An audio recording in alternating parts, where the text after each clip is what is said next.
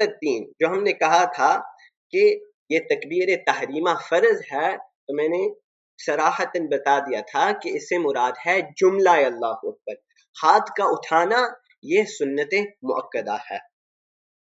پھر یہ مسئلہ سمجھ لیجئے کہ تکبیر کے وقت ہاتھ کو کب اٹھایا جائے، کیا پہلے ہاتھ کو اٹھایا جائے یا پھر پہلے اللہ اکبر کہا جائے؟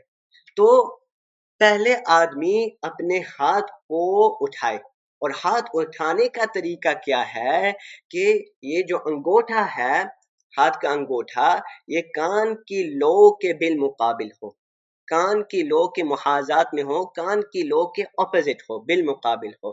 اگر کسی نے کان کی لو کو چھو لیا کوئی حرج نہیں، اور اگر کسی نے کان کی لو کو نہیں چھویا اس میں بھی کوئی حرج نہیں۔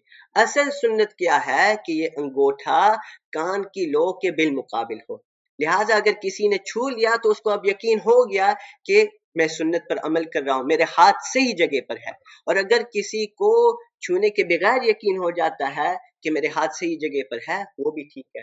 تو سب سے پہلے آدمی اپنے انگوٹھے کو کان کے بالمقابل کرے، اور یہ یاد رکھے کہ یہ جو ہتھیلی ہے، ہتھیلی کو قبلے کی طرف متوجہ کرے، ہتھیلی قبلے کی طرف ہو۔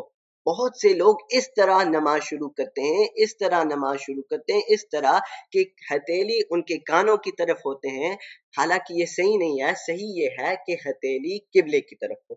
اور پھر انگلی کی کیا حالت ہونی چاہیے؟ کیا انگلی کو اس طرح جدا رکھنا چاہیے یا انگلی کو ملانا چاہیے؟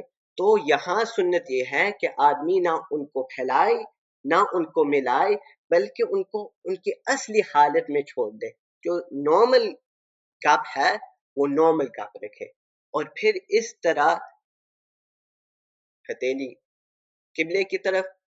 اب وہ ہاتھ کو پہلے اٹھائے اور پھر اللہ اکبر کہے، اللہ اکبر، پھر اللہ اکبر کہے۔ یہ افضل صورت ہے کہ آدمی پہلے اپنے ہاتھ کو اٹھائے پھر اللہ اکبر کہے۔ اور دوسری صورت یہ ہے جو جائز بھی ہے، اگرچہ پہلی صورت جو میں نے بتائی وہ افضل ہے، لیکن یہ دوسری صورت ہے، اور دوسری صورت بھی جائز ہے کہ آدمی تکبیر تحریمہ اور رفع یدین یعنی ہاتھ کو اٹھانا دونوں ایک ساتھ کرے۔ اللہ اکبر یعنی پہلے ہاتھ نہ اٹھائے بلکہ دونوں ایک ساتھ کرے، یہ بھی درست اور ٹھیک ہے۔ اگرچہ افضل کیا ہے کہ آدمی پہلے ہاتھ کو اٹھائے اور پھر اللہ اکبر